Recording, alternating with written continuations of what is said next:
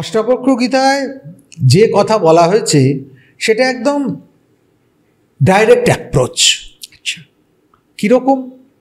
দুভাবে আমি কথা বলতে পারি। এক, তুমি এটা করবে। কোনো কোনো ডাক্তার থাকে, রুগীরা তার কাছে গেলে ভয় জবুথবু হয়ে থাকে।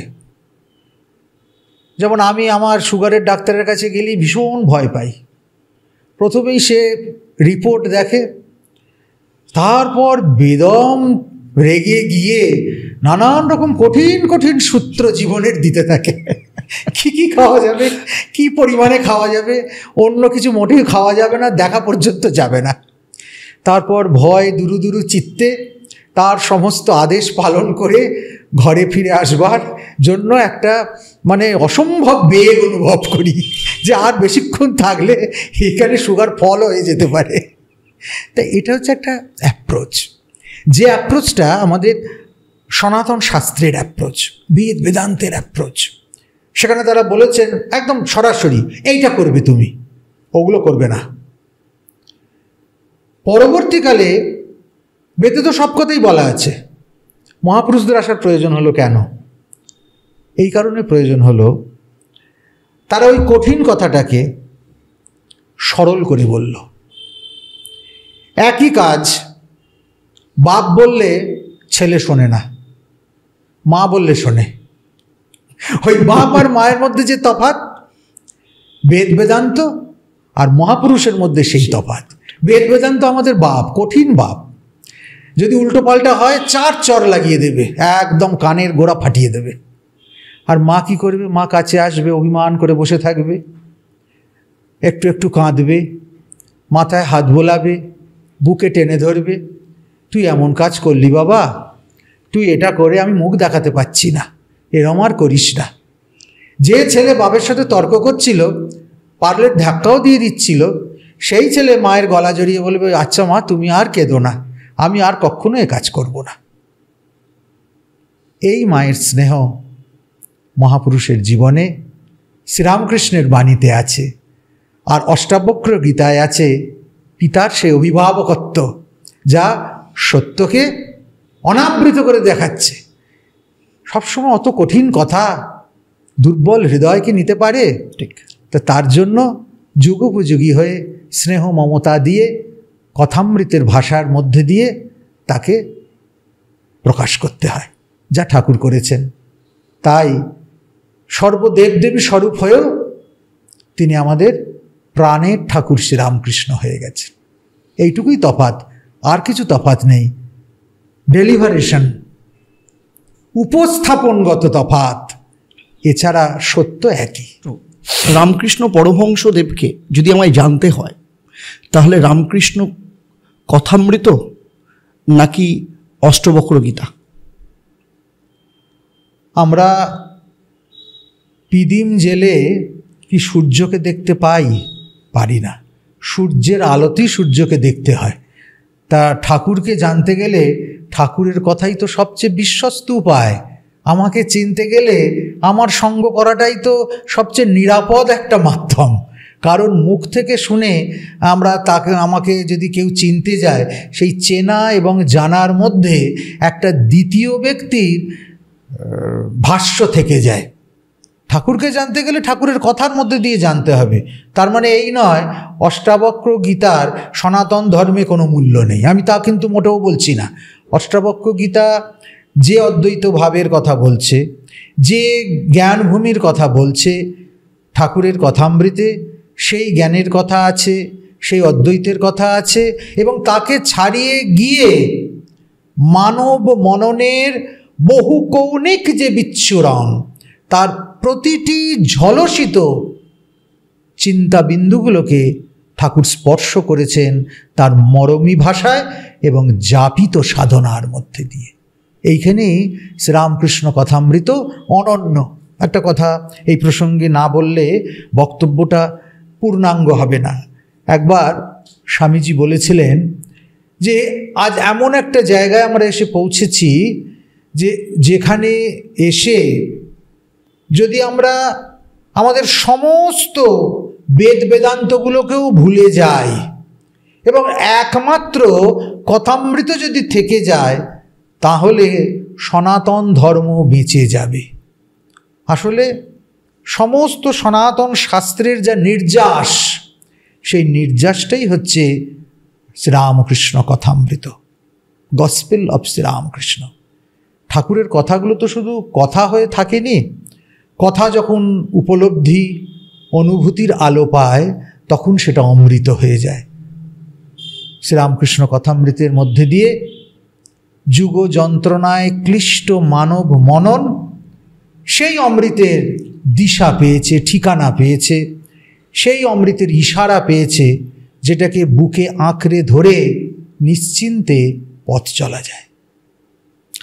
যেটা আমরা শুনেছি যে ঠাকুর তার 6 জন শিষ্যের হাতে অষ্টবক্র গীতা তুলে দিয়েছিলেন। তো এখানে আমার একটা প্রশ্ন, সেখানে অষ্টবক্র গীতা একটা কথা রয়েছে, ভব হায়ং ভবনা মাত্র ন কিঞ্চিৎ পরমার্থ।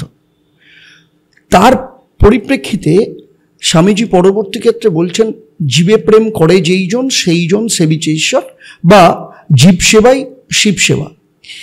এই যে ভবহায়ং ভবনা মাত্র ন কিঞ্চিৎ পরমার্থ আর স্বামীজির ওই কথার, এই দুটো কথার মধ্যে কোথাও একটা কন্ট্রাডিকশন তৈরি হচ্ছে। এই কন্ট্রাডিকশনের কারণটা কি? এটা শাস্ত্রীয় দ্বৈরথ নয়। আচ্ছা, এটা অনুভূতির স্তর পরম্পরা। আসলে আমরা এতদিন বিশ্বাস করে এসেছি চোখ বুঝলে তাকে পাওয়া যায়। অমলার দইওলার যে গল্প আছে, হ্যাঁ, সেখানেও কিন্তু এইরকম একটা পথের হদিশ দেওয়া হয়েছে, যে পথটা ভেতর দিয়ে খুঁজতে হয়, ঠিক ভেতর দিয়ে গেলে নাকি শেষ পর্যন্ত সেখানে পৌঁছানো যায় যেখানে রাজা আছে। রাজার চিঠি ওই পথ দিয়ে পৌঁছে দিতে হয় রাজার কাছে। আমাদের একটা প্রচলিত বিশ্বাস ধারণা আছে, ভগবানকে পেতে গেলে জঙ্গলে যেতে হবে, পাহাড়ে যেতে হবে, হাজার হাজার বছর তপস্যা করতে হবে, সুদুস্তর কৃচ্ছ সাধন করতে হবে, তবে ভগবৎ বস্তু লাভ হবে। এই নিয়ে বহু উপদেশ আমাদের সনাতন শাস্ত্রে আছে। কিন্তু স্বামীজি এসে নতুন ইন্টারপ্রিটেশন দিলেন। আচ্ছা, বনের বেদান্তকে ঘরে নিয়ে আসলেন। যে অরণ্যভূমিতে ঋষিদের বেদমন্ত্র স্তনিত তপভূমিতে এই আরণ্যক শাস্ত্র জন্ম নিয়েছিল, কালের প্রয়োজনে সেইখান থেকে তাকে তিনি নিয়ে এসে স্থাপন করলেন নগর সভ্যতার প্রাণ কেন্দ্রে। আজ যেখানে চেতনার বিকেন্দ্রীকরণ হয়, আজ যেখানে সুশীল সমাজ ভাবনা চিন্তা করে, এবং সেটা করতে গিয়ে স্বামীজির প্রথম মনে যেটা হয়েছিল, চোখ বুঝলেই তিনি আর চোখ চাইলে তিনি নেই। আমরা চোখ বুঝে যাকে পেতে পারি, চোখ চেয়ে তাকে হারিয়ে ফেলব, চোখ চেয়ে তাকে পাবো না। আর এই ভাবনা থেকেই স্বামীজির উচ্ছ্রিত যে উপলব্ধি, সেখানে ঝলসে উঠল বহু কৌণিক বহু চর্চিত সেই বাণী, জীবে প্রেম করে যেই জন সেই জন সেবিছে ঈশ্বর। ঠাকুর বলেছিলেন একটা কথা, একদিন দক্ষিণেশ্বরে ঠাকুর ভাবস্থ হয়ে রয়েছেন, তখন বৈষ্ণব সাধন সবে ঠাকুরের সমাপ্ত হয়েছে, বৈষ্ণবীয়তার অনুরণন তার কথায় কাজে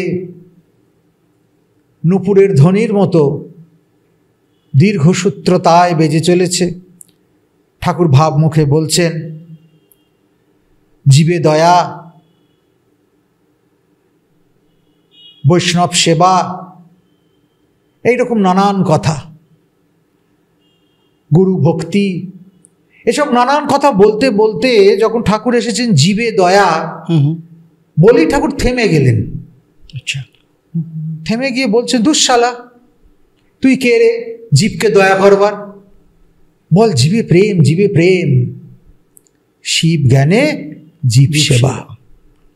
যেখানে ঠাকুর এই ভাবমুখে কথাটা বলছেন সেখানে উপস্থিত ছিলেন সেদিনের কলকাতার নরেন দত্ত, ছিলেন রাখাল, পরবর্তীকালের শ্রীরামকৃষ্ণ মঠ মিশনের প্রথম সংঘগুরু স্বামী ব্রহ্মানন্দ ঠাকুরের সন্তান বলে, মানসপুত্র বলে যাকে আমরা সবাই অভিহিত করি। স্বয়ং মা